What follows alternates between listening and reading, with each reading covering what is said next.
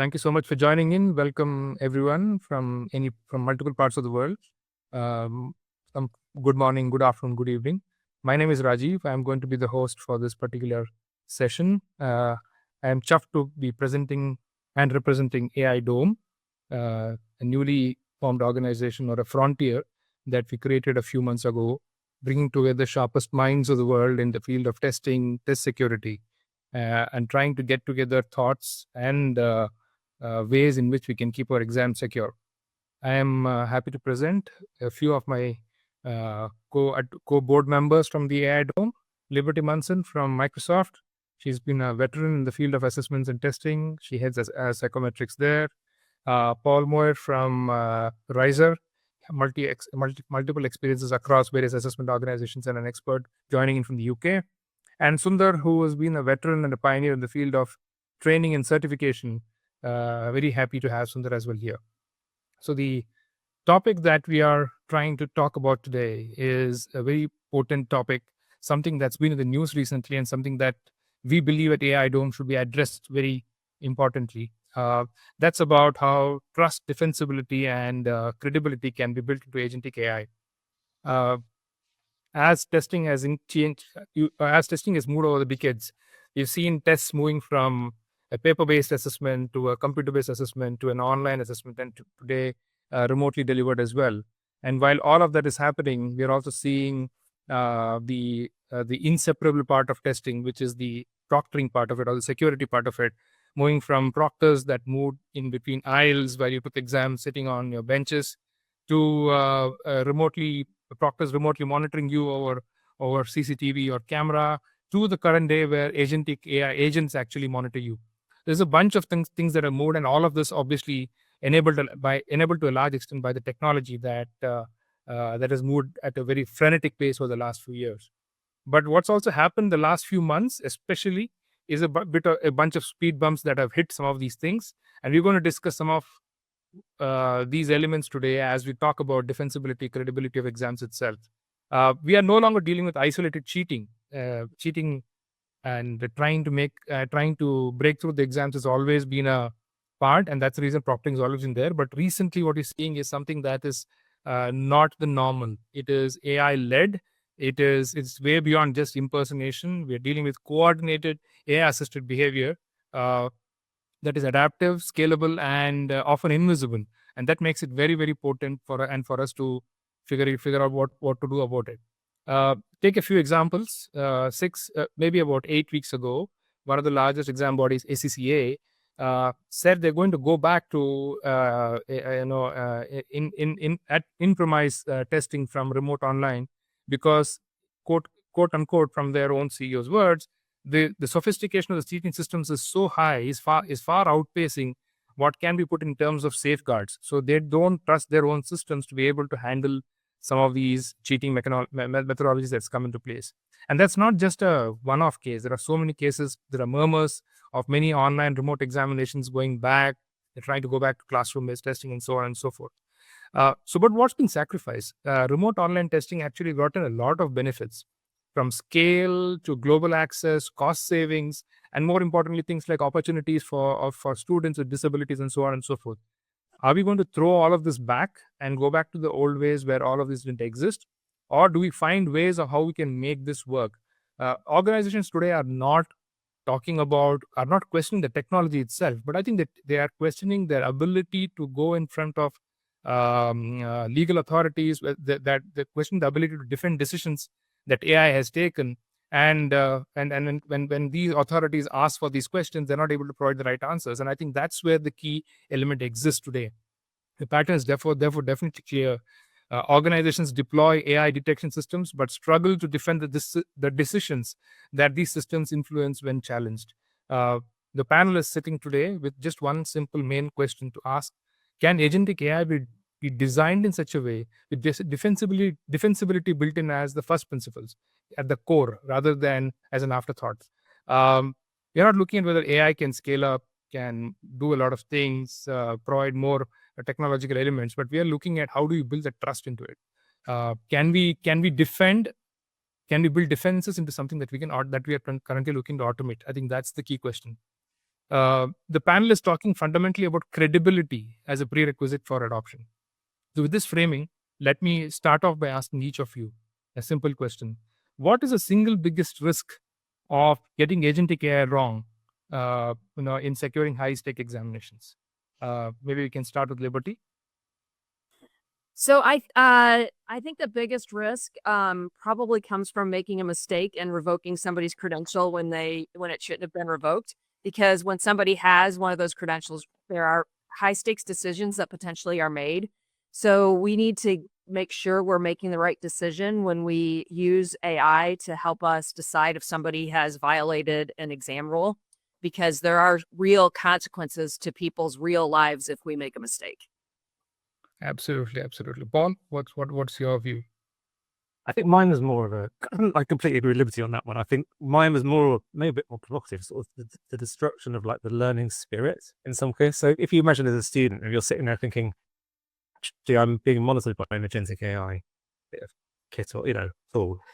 And it's almost like an invisible like predator watching you, stalking you, every little micro expression you might do. Actually, what you start to do as a learner, actually, you start thinking, actually, how do I perform in this test? Actually, I'm not trying to demonstrate how I can perform, what my knowledge is. You're performing to an algorithm, you're performing to an AI agent, and how you get through that rather than that. So I think that's one of the biggest risks. Actually, you start to actually, I guess, pollute how people are learning, what people perceive assessment to be, and it becomes a performance art rather than trying to show how you can demonstrate your experience and knowledge. Right, what a wonderful viewpoint there. And yeah, Sundar, what about you? What do you think?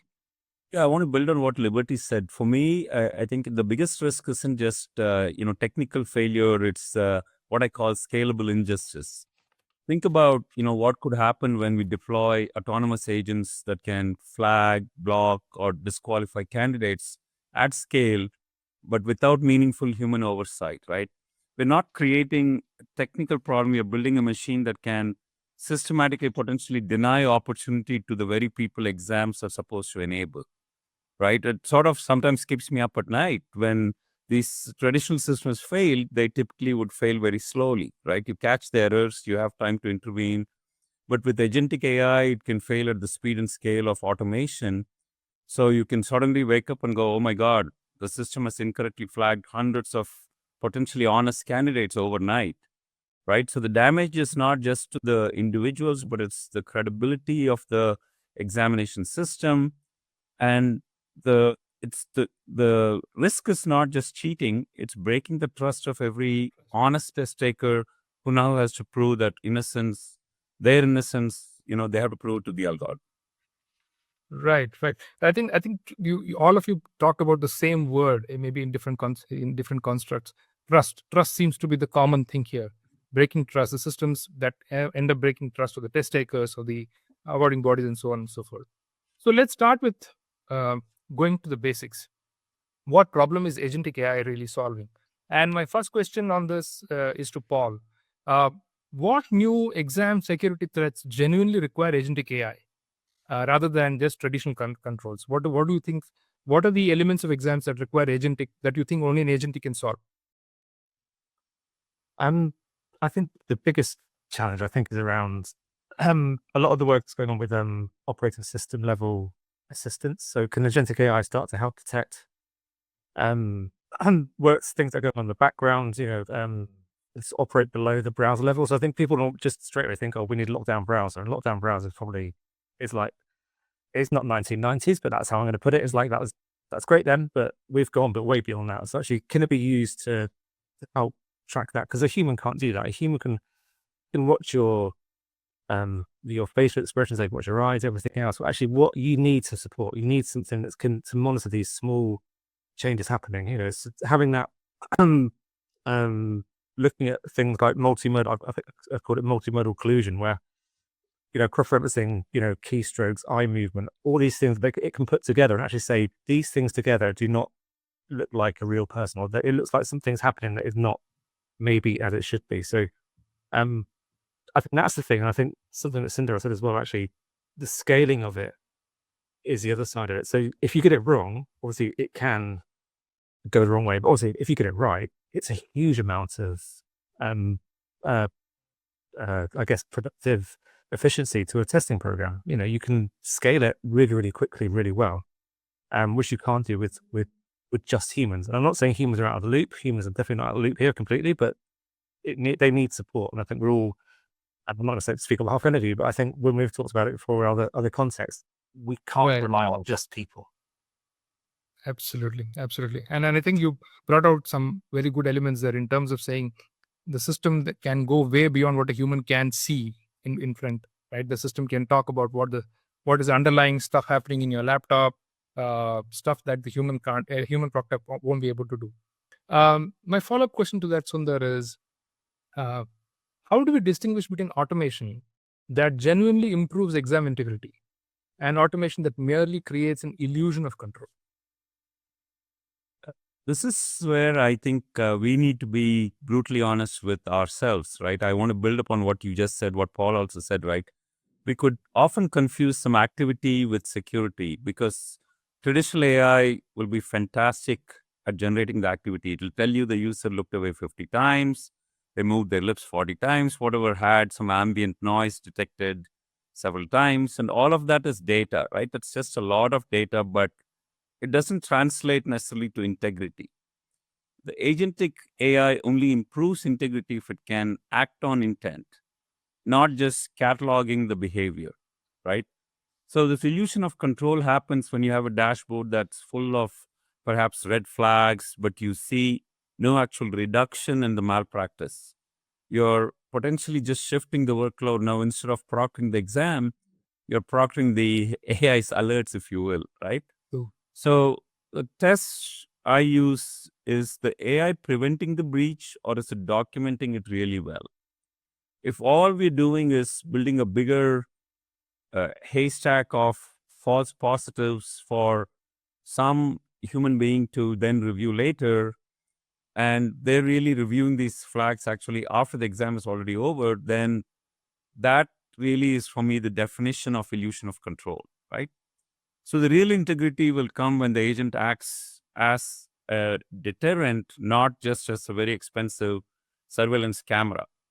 So you mentioned, what happened with ACCA recently. They rolled back remote exams because they originally bought into the illusion that more monitoring automatically equals more security, but they really just expanded access without actually expanding the defense capabilities, right? So the security architecture that needs to scale with all of this should also have been built, right? Right. So sort of let's ask ourselves, is our AI a guard dog that prevents intrusions, or is it a scarecrow that looks intimidating but can't actually stop anything? Right. And I think you brought out an important point there. Deterrence is very, very important. At the end of it, that's what you want. You don't want to be catching frauds all the time. You actually want to prevent fraud. I think that's the key. And you will prevent fraud when someone is trying to do the fraud, thinks that he or she can't fool the system anymore. I think building that in is very, very important. I think that's an important point. But do you think there are potentially problems that leaders today are trying to solve with AI that may be the wrong problem? Are they looking at the wrong problem altogether? Sundar, what do you say? I don't think so. I think the goal again is not to just build the monitoring. It really just, as I said, to act on intent, not just cataloging the behavior, right? I think that's where we just need to make sure that focus is there. Right. Great. So let's move to the next part, which is what is trust and defensibility really here, and how do you build some of these things? So Liberty, if I were to ask you, when agentic AI flags or escalates a potential violation, what condition must be met for it to for that action to be trusted? So when agentic AI says the candidate has had made up has done a mistake in the system, has tried to cheat the system, what is the condition that must be met for that action to be trusted by stakeholders, by the candidate, by the awarding bodies? What should it be? I don't think it's just one condition. I think it's a combination of conditions. So I think that AI is only trustworthy when the evidence is clear, the reasoning behind the flag is explainable, the action aligns with the policy, a human is in the loop, especially if it's a high stakes decision, and then the response is proportionate to the risk. And I think that is maybe the most important part of this, is that how we respond based on an AI flag should represent how risky we think the behavior is. And I believe that more often than not, we tend to over-index on I think we overreact sometimes, right? So maybe there's a combination of flags that come together and it really does represent fraud, but I think we often mistake test taking behavior, like just normal test anxiety kinds of behaviors, and call them fraud. So I think that's kind of an important piece that people overlook. So when you think about AI, the transparency of AI's reasoning, what I mean is the system has to make it clear what triggered the flag. So instead of saying an anomaly was detected, the system actually shows a candidate was looking at a second device, for example. The evidence has to be traceable, reviewable, and auditable. So there has to be observable evidence. If the AI claims that there was a second person in the room, then the human should be able to look at it and say, yes, there was a human in the room. An explicit alignment with exam policies. So you have a written policy around what behaviors are acceptable and what aren't. And the AI needs to align directly with that kind of predefined written policy. Humans in the loop, of course, critical. I don't see a future, maybe in 50 years or something, where AI is so smart that you don't need a human in the loop anymore. But right now, we have to have somebody who's making a human judgment, especially when it's a high stakes decision, like an exam. To revoke an exam is a big deal. So a human should be making that decision, not an AI agent. And then I mentioned the proportionality of the response based on the impact. So if you're really certain and you have human impact, you have human oversight, then the decision makes sense, right, to maybe revoke it. But so an example of auto pausing an exam, if somebody leaves the view of a webcam, that seems reasonable. But if there's a webcam glitch, revoking an exam seems like it's probably a little bit over the top in terms of an appropriate reaction. So those are kind of, I guess, the 5-ish key elements that I think that goes into creating more of this trustworthy experience when it comes to AI, an AI agent in terms of proctoring an exam. Right. I think you bring very important points. I think the entire thing about false positives, I think that's one thing that people keep talking about. There's a lot of false positives. When you build safeguards so strong, it sometimes mistakes genuine situations to be erroneous. And that really creates to a big issue in the system itself. And I think you bring the points out very well. Paul, if a candidate challenges an AI-driven security decision, what must an exam body be clearly able to defend? I think a short way to put it, and I'll get into more depth, is actually a lot of times, I think probably up to now, you have people say, well, the AI said so. And that's not good enough, obviously. So we're now starting to get into this sort of legal ethical, and none of us, I don't think any of us on this call are lawyers, as far as I know, so we're not going to pretend to be. But I mean, it's sort of like the weight of evidence, effectively. So you're starting to look at how much is there an awarding organization can you show. It's not a single flag. I think Liberty started. It's multiple different things you start to stack up and say, actually, this is what you need to be able to show. It's again to pick up Liberty's point as well. The human elite audit trail. You need to still show. I think no one, and regulators, I should point out as well. Regulators are in the UK certainly are not going to accept a decision that is made by AI, and whether that's because of the EU AI Act or because of just regulatory policy within a certain organisation. It's not going to allow you to turn around and say, well, the AI said so. You've got to have a human, you've got to have an expert involved in that. And I think it's something around this idea of there's a potential, if we're not careful, and I was just talking about this on a preparation session of actually an ATP panel that's taking place in a few weeks, and we came up with the phrase "guilty until proven human." Oh. Which is a dangerous place to where we could end up, because actually what you're starting to say to people, actually, how do we know the defense shifts from how do we know they cheated to how do we know it actually was a human there? Because there are so many ways people can use agentic AI tools, potentially almost like a swarm attack, where you have one agent records a screen, one agent solving the problem, another agent actually maybe rephrasing the answer and feeding it back to the thing. There are so many different ways people can cheat potentially. You've got to, as an exam body or an award organization, try and defend So is it guilty until proven human, which is really, really dangerous? Because as I think, and we were just talking about it actually with a lawyer who said, obviously, the phrase is, innocent until proven guilty normally. Actually, are we drifting towards a position where everyone always presumes that people have got such easy access to AI and to whether it's an open book type of exam or probably more harder in a controlled environment, but we assume everyone's just using it to that point. There's almost that danger that, and actually you almost got to try and prove as a student, no, I wasn't using it, I'll be honest. But and that becomes a challenge for the awarding organization as well. So that's more provocative. I appreciate that, but it's an interesting sort of term to sort of put out there. Yeah, sort of guilty until proven human is that where we end up with waffle? It's a scary thought, right? I mean, as a human, as a test taker, you're already under so much pressure. You've got to actually prove that you're not guilty. It's just piling up to the pressure. So while it's making life easier probably making easier for awarding bodies and democratizing exams, the influx of AI agents is actually commoditizing cheating in a sense. I kind of think that it's so easy to cheat today. It was probably deterrence probably was higher earlier. Now I think with so much of AI coming in, it's making cheating easy itself. Just adding on to the ACCA point, Paul, not just ACCA, any other rollback for that matter. What do you think leaders were thinking when they were thinking about rolling back, or when they actually roll back? Did they think it's a technological issue? Did they think it's a governance failure? Where do you think their key rationale was when they tried to make the decision to go back to in-person testing? I know, again, this is some insight, which is not. I used to work with British Council, people know, and worked with ACCA quite closely back then, and it was always a challenge for them to go to remote proctoring anyway. For the test centers, it always seen something was much more risky. They're a very risk-averse organisation, and I think that was one of the challenges. Obviously, COVID changed the world for everyone. It made people do things they didn't want to do, maybe, and I think there are certain situations with the technology that's available to potentially maybe the technology that's available to an award organisation may not be have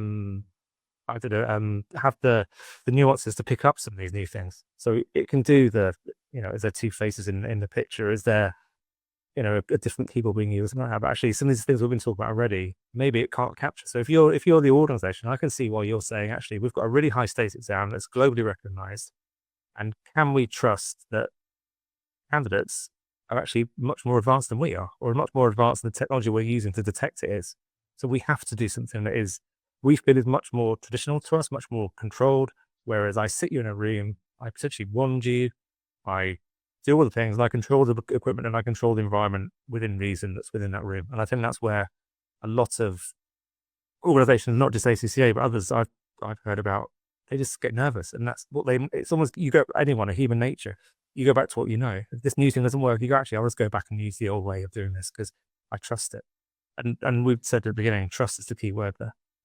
Whether it's right or not is a question, but the trust is there. Right.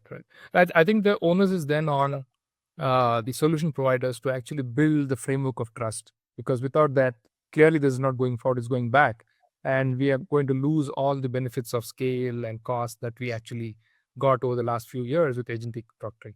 I'm just want to build on that very quick. I'm a huge, one of the things I've talked about confidence so many times is this whole ethics around digital divide, and actually things like remote proctoring open up the world to people who otherwise wouldn't be able to access certain types of assessment. And I think it would be a real shame and sort of real criminal to the point where if we're taking things away because of you say people either don't understand what's possible, or the technology needs some more support, or you say the trust needs to be built. But there are people now who won't be able to take an exam in a much easier way to them because of decisions that have been made without all the information. And I think that's something I think we as an industry need to help people with. Right, absolutely. So Liberty, what do you're from an organization that has a large number of certifications globally deployed. I mean, hundreds of thousands of people getting certified every year. Who do you think in an exam organization should be the accountable person for taking AI security-driven decisions in the entire testing organization? I'm talking of the roles that should be accountable for the AI decisions. Who are the people? I think that a psychometrician should weigh in. I'm not biased at all, but I do think 'cause there's measurement implications, right, around how you think about certain behaviors and how if you're apply security measures in the wrong way, that can really change the testing experience. And that stuff matters in terms of measurement because it's just adding unnecessary error. But other than that, I don't know if Microsoft is representative of all organizations, but I will say, like in my organization, we have somebody who manages the credentialing program. They would have to be involved in the conversation. And then I do think you need to have your leadership team to whatever level makes sense. Also agree. So um, our exam delivery provider is Pearson VUE, and they rolled out AI and proctoring a lot earlier than Microsoft was willing to allow them to use AI to proctor our candidates, which seems weird, right? Because Microsoft is all about AI. It's AI all the time here at Microsoft, but we were very hesitant to allow Pearson VUE to use their AI solution on our candidates because we didn't understand how the data it was developed on. We wanted to really understand. We needed a lot more transparency on how the AI worked, what the data it was built on, and all of those things than we felt comfortable with when Pearson VUE came to us and asked if we could do it. But over time, and a lot of that was because there was some stuff around responsible AI that from Microsoft's perspective that went into that conversation.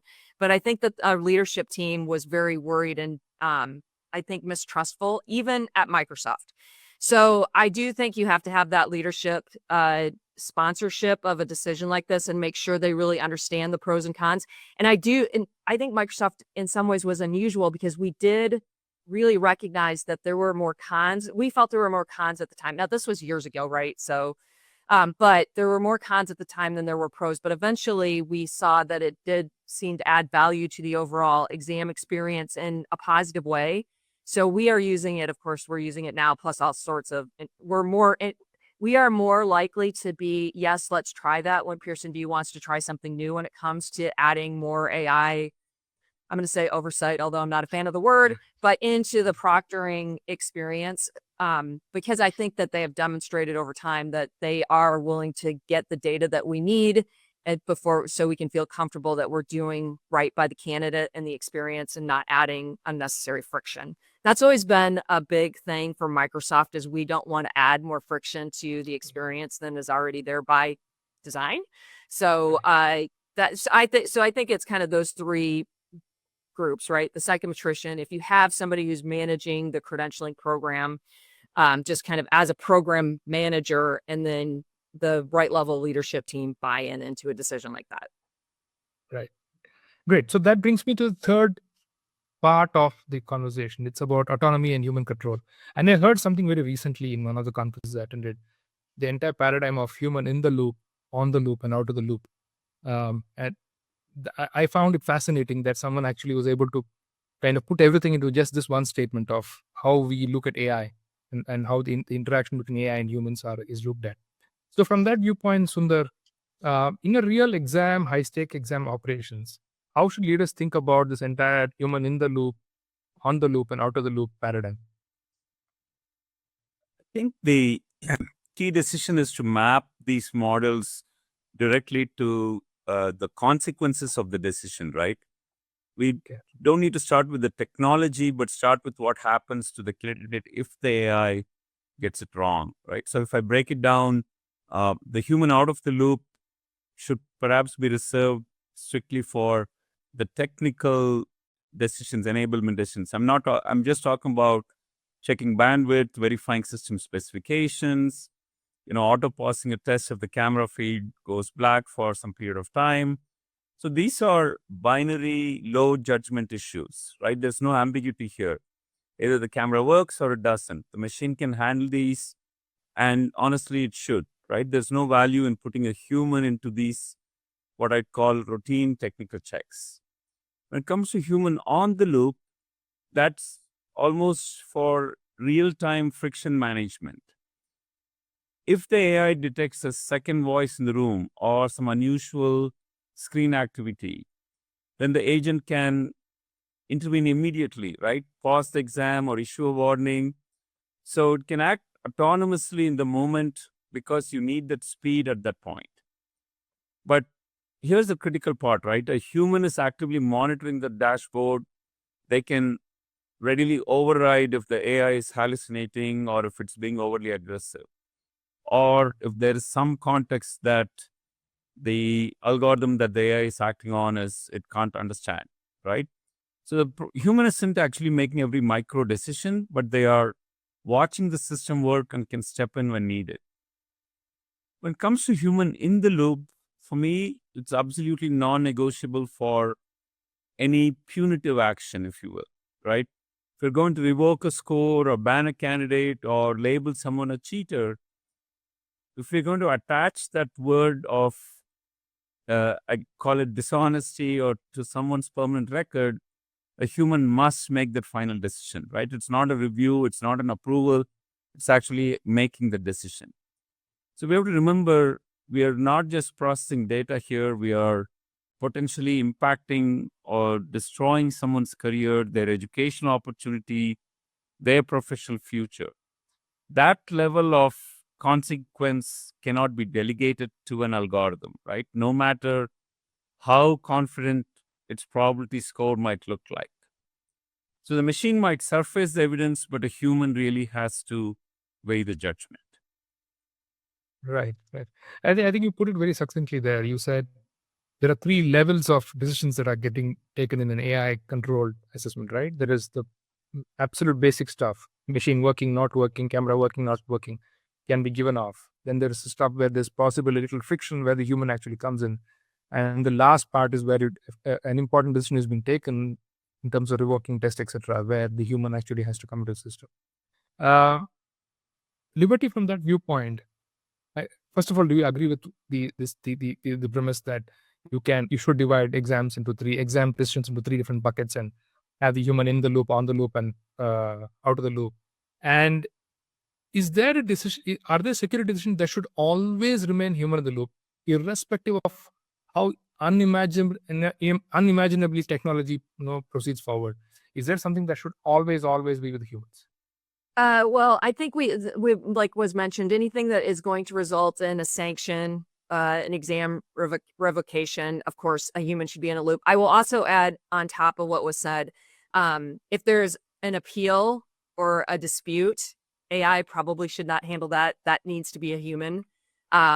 If there's some sort of ambiguous situation, so a lot of times I think about how someone with an accommodation, what AI will think about someone who's got an exam accommodation. So I think that it's even more important in those cases that a human be involved in any decision, because an accommodation allows the individual usually to do something that is not considered acceptable under normal test taking rules. So having if there was some sort of ambiguity about the situation, especially when it comes to those candidates with accommodations, a human absolutely needs to be in the loop. Of course, if there's anything that, if there's any legal or regulatory risk involved, the human should be making that decision, not AI. So I really think it comes down to any action that is irreversible or very difficult to remedy. That's when you always need to have a human in the loop. So if your decision is going to have a significant impact and you can't fix it easily, a human should be involved in making that decision. Right. Paul, any finishing thoughts on that? No, I think it's captured very well. I think everything around, detection, it absolutely should be used. Investigation partially, it can be used AI, then sanction absolutely not, and then rulemaking never. So AI is great at enforcing rules. It shouldn't write them. That should be a human. And so I think otherwise there's a danger. We talked in the beginning about the sort of loop about AI just, regulating itself. And I think agentic AI in particular is a really, really good high-powered lens to help us do things, but it should never be the moral compass of what we do. So again, back to everything on sort of ethics and regulation and being in the EU, and people know that EU AI education is deemed as a high-risk thing. You can't use AI to make judgments that determine someone's future or determine an outcome in that way, in a high-stakes fashion. So legally, you won't be allowed to. but I think morally and everything we've talked about, it shouldn't do anyway. So you've got the legal, regulations saying you can't do it. And we've probably got people who own technology solutions or who own programs who think, actually, we could make this much cheaper if we could use certain things. Well, you can't. But I think that pressure, as we know from other industries, is going to be there. People who have, very, sort of very deep pockets will lobby and will make the change to happen where things are made more efficient, things are used, technology is used in a different way. And so even though now we're saying it can't be used to do this, I think we have a responsibility as I guess within the education industry and assessment industry to just sort of try and hold that line and say it's great at doing certain things we've all talked about, but there has to be a line, and we have to try and hold that line for as long as we can, I think. And I think we have lots of reasons to justify it, as we've already talked about as well, to hold that line. But I think there'll be pressure on us to change that, whether that comes from the awarding body, whether that comes from regulators, whether it comes from big tech, money elsewhere. I think we're going to have pressure on us to change. Right. Great. Thanks a lot for all these viewpoints. And I think what's coming out very clearly for me is that we are not just talking of a technological shift. We are talking of a governance shift here. We need to look at defensibility first, especially when it comes to AI and agentic AI, to make it successful. We need to build the trust, the system, and it's upon us to do that. Credibility over everything else. I think that's the key. That's the key message that I'm getting here. But as with anything that involves a lot of technology, I can say that this discussion can go on for the next couple of hours, and I'm sure we'll not come to an absolute, clear framework. There's a lot of gray areas. There's a lot of stuff that we're touching on. But it's been a fascinating conversation with all of you. Thank you so much for spending time. And I think, and I want to leave the audience with this message that these are the kind of conversations that happen in the AI Dome advisory board meetings. We talk about ethics. We talk about how to further the cause of agentic AI. And AI Dome incidentally stands for Agentic AI Defense Orchestration and Monitoring monitoring for secure exams. We are growing. We want to grow more. We want to have more stakeholders coming to the conversations. So if anything that we said today resonated with the audience that is listening to us today, please feel free to reach out to us. We want to welcome you on board. The more viewpoints that come in, the better it is. So thank you so much for spending time, Liberty, Paul, and Sundar. And it was extremely wonderful to get these insights. And I look forward to seeing this conversation, just the beginning of much larger conversation going forward. Thank you so much. Thank you. Bye. Thank you. Right.